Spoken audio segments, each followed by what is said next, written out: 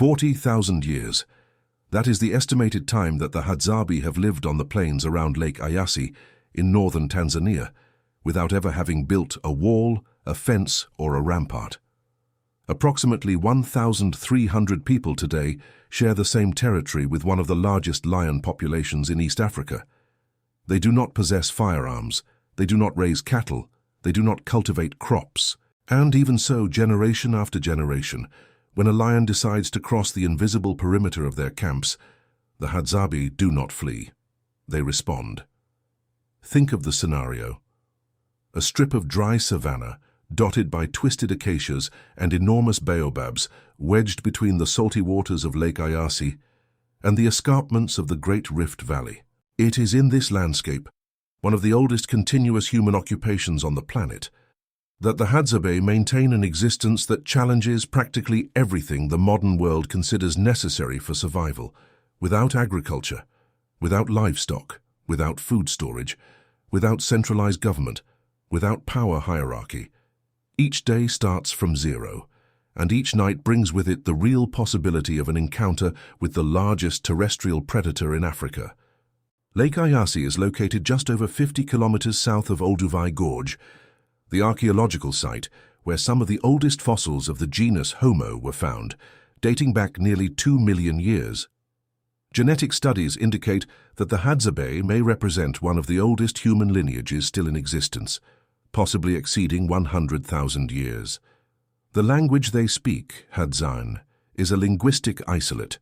It has no proven relationship with any other living language on the planet.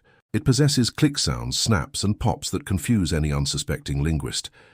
Each word is loaded with layers of meaning linked to the landscape, the seasons, and the natural elements. UNESCO classifies Hadzane as a vulnerable language, and every conversation around a campfire, every hunting instruction whispered on a trail, every traditional song functions as a vital act of cultural preservation. Now measure what it means to live like this.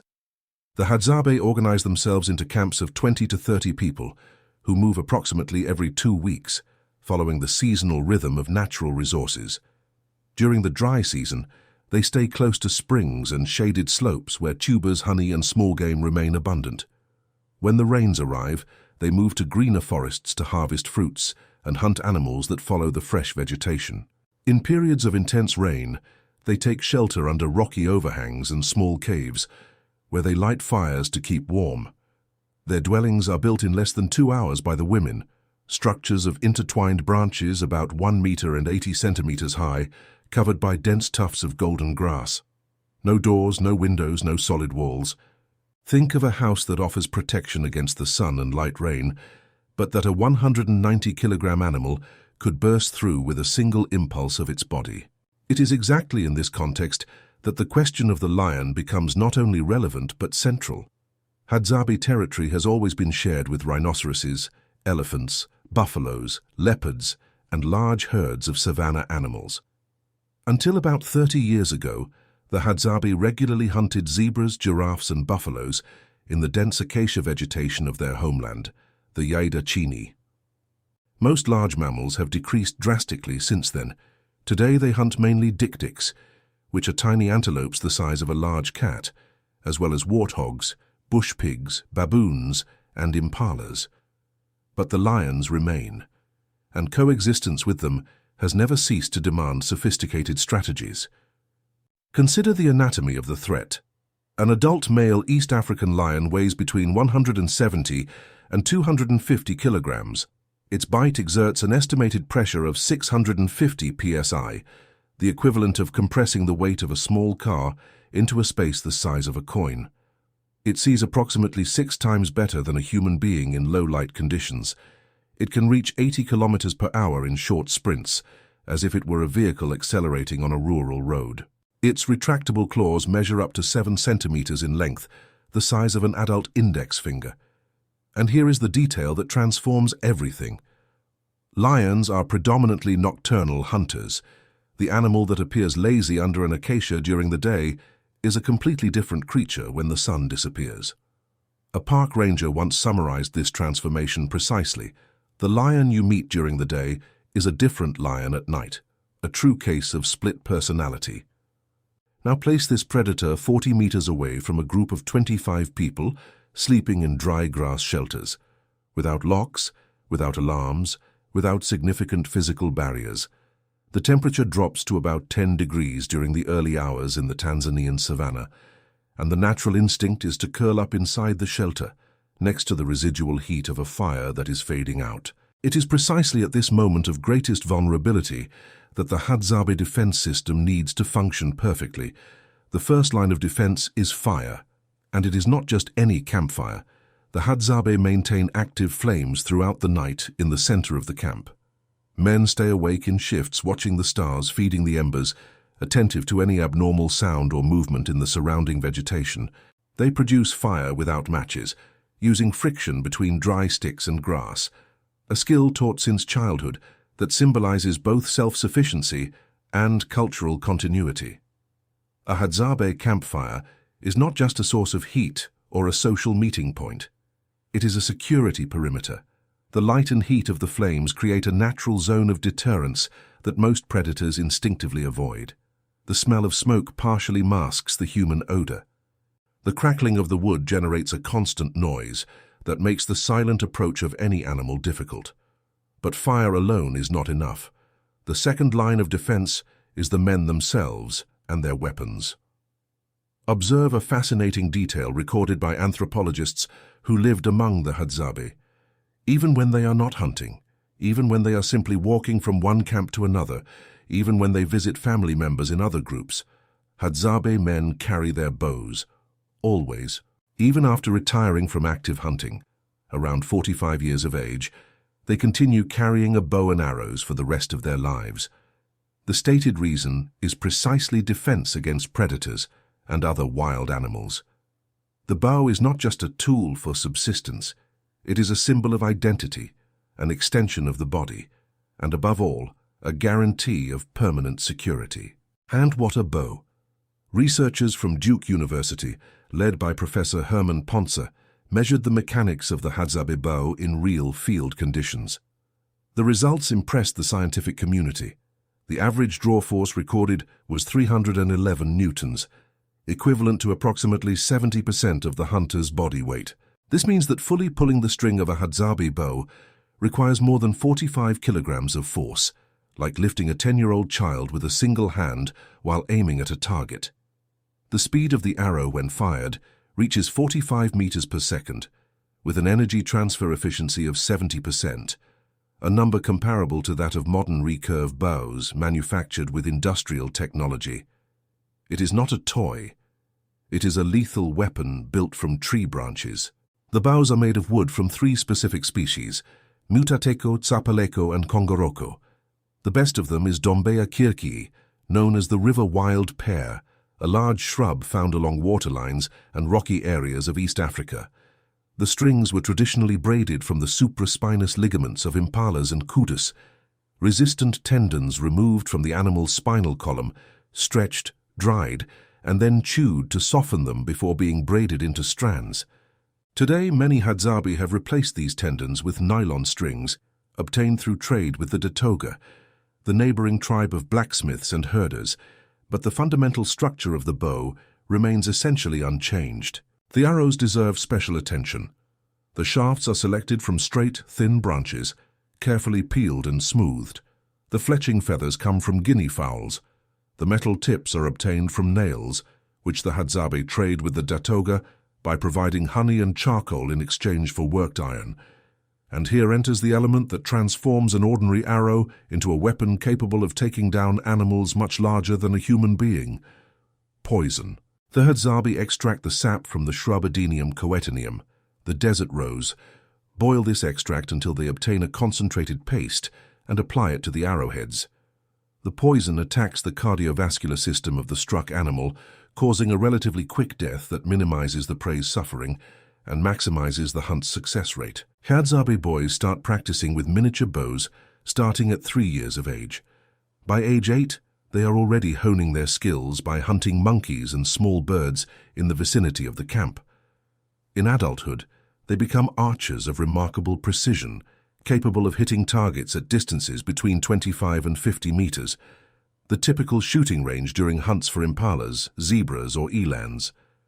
All this training, which lasts a lifetime and begins even before literacy happens in any Western society, serves a dual purpose: feeding the group and defending the group. They are inseparable sides of the same coin.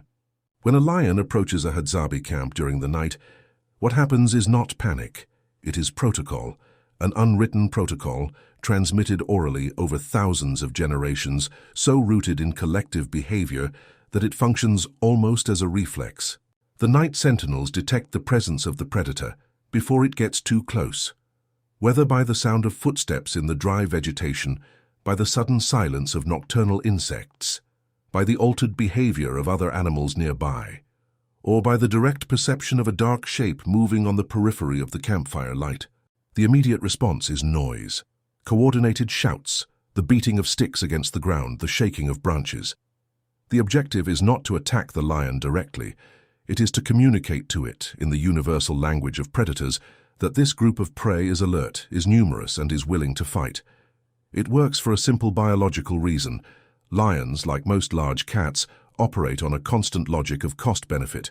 Each attack represents an enormous expenditure of energy. A prey that shows itself to be vigilant and aggressive drastically raises the potential cost of the confrontation. In the economy of the savannah, where calories are currency, a lion that perceives organized resistance frequently decides to seek an easier meal. But this is not always enough. There are hungry lions, injured lions, old lions that have lost the ability to hunt more agile wild prey and turn to more vulnerable targets. These are the ones that represent real danger. And it is in these cases that the Hadzabe need to escalate their response. The second level of defense involves the archers. Armed men position themselves between the predator and the camp, with poisoned arrows ready in their bows. The effective shooting distance, 25 to 50 meters, is sufficient to hit a lion before it can complete a charge. Remember the draw force of 311 newtons. Remember the speed of 45 meters per second. A Hadzabe arrow carrying adenium coetanium poison does not need to kill instantly. It needs to hit the target and let the poison work.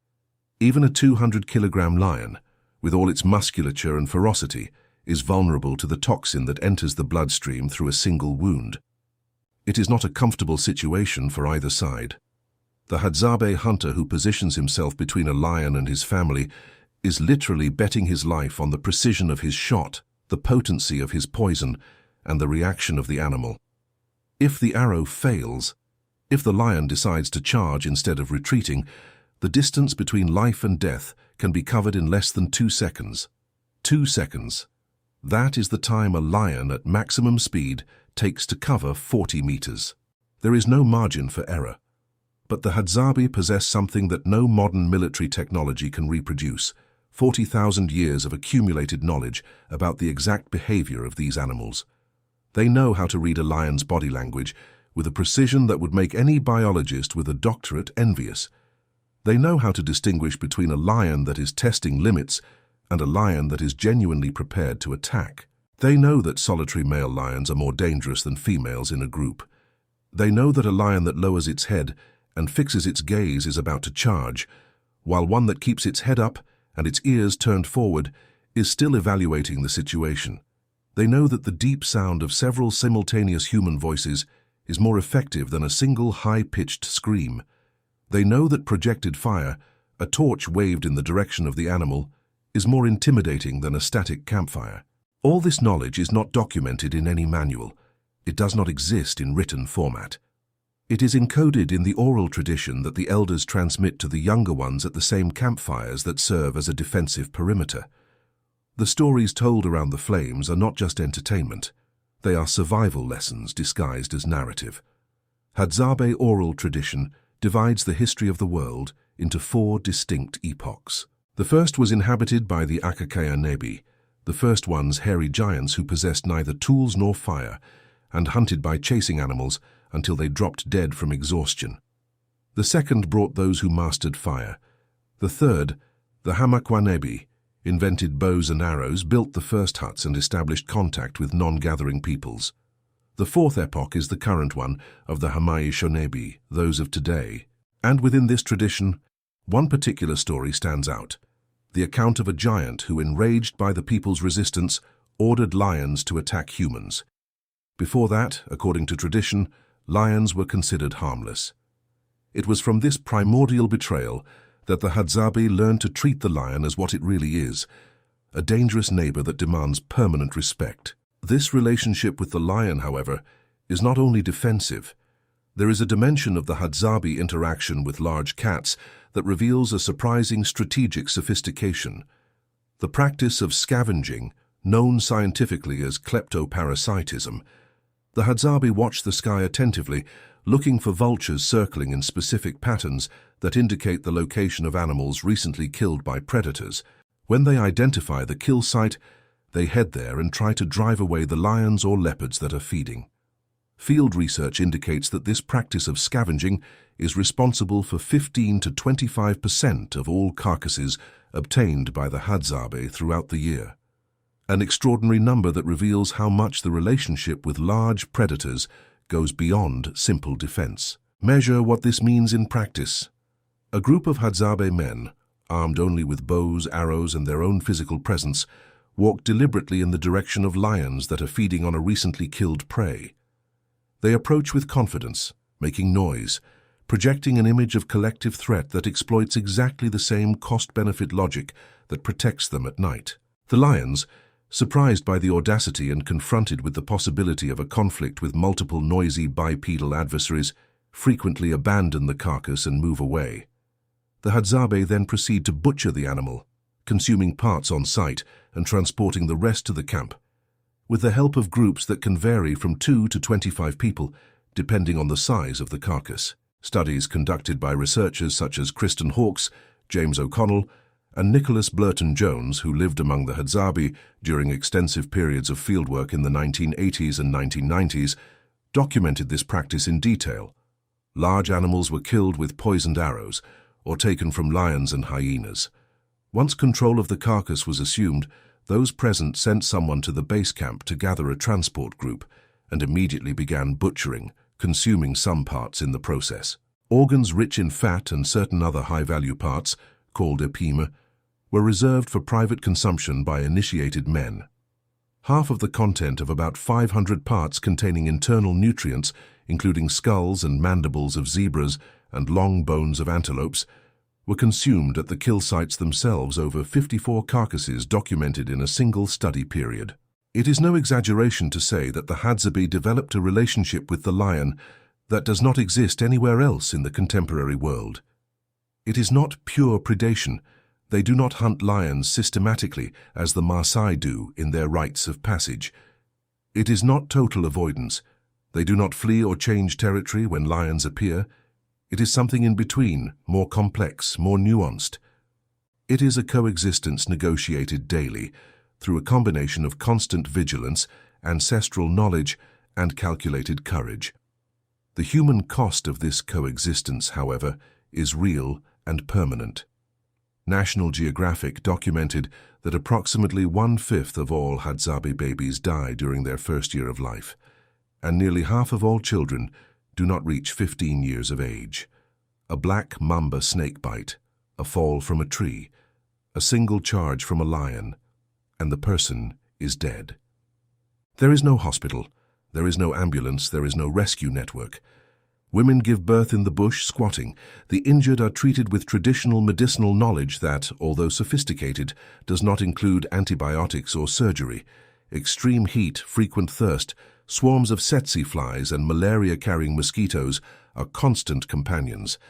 It is in this context of radical vulnerability that defense against lions gains its deepest dimension. Each night survived is not just a statistic. It is a collective victory of an entire social system functioning in synchrony. The sentinels need to be awake, the fire needs to be lit, the boughs need to be within arm's reach, the children need to be inside the shelters. The dogs, when present, need to be alert. The silent communication between the members of the group needs to flow without flaws. It is an orchestra of survival where each instrument has a defined role, and the mistake of a single musician can cost a life. There is also a dimension that rarely appears in academic studies, but that anyone who has spent time with the Hadzabe recognizes: the psychological dimension.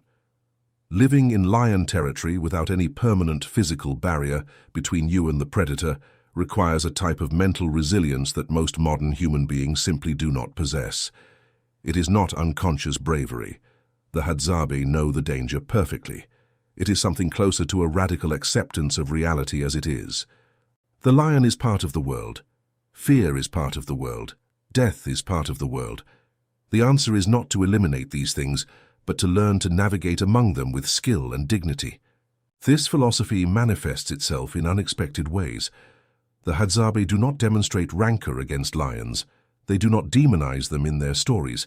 They do not celebrate their death as a victory over evil. In some traditions, they even consume the meat of lions and other wild cats, treating the predator as just another animal within the ecosystem, neither more nor less valuable than a dik-dik or a warthog. This absence of moral hierarchy in the treatment of animals reflects the egalitarian structure of Hadzabe society itself, where there are no official chiefs, formal leaders, or inherited positions of power. Differences in wealth and status are systematically subverted.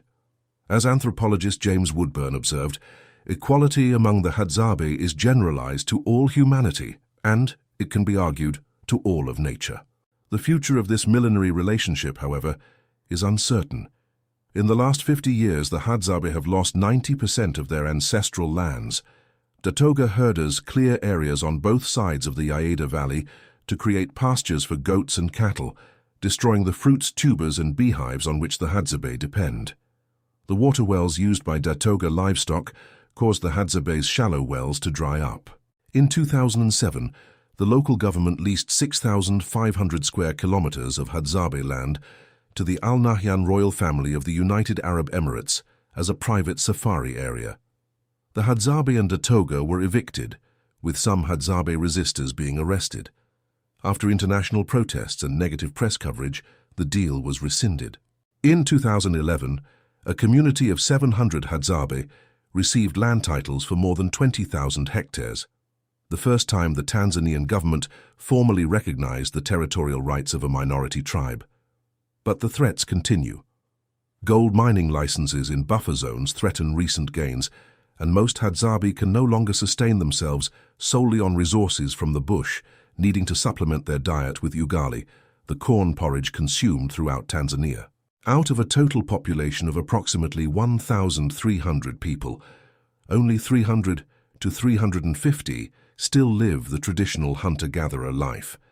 The others serve in the tourism industry or live in villages, frequently occupying the lowest rung of the social ladder. With each passing year, fewer young people learn the complete techniques of hunting, defense, and survival that sustained their people for millennia. But here lies the paradox that makes the story of the Hadzabe so extraordinary. Even under pressure from all sides, territorial loss, climate change, political marginalization, cultural erosion by predatory tourism, the hard core of this people continues to refuse sedentarization. They continue sleeping under the stars a few steps from where lions roar. They continue lighting fires with the friction of sticks. They continue manufacturing bows with Dombea Kirki wood and poisoning arrows with desert rose sap.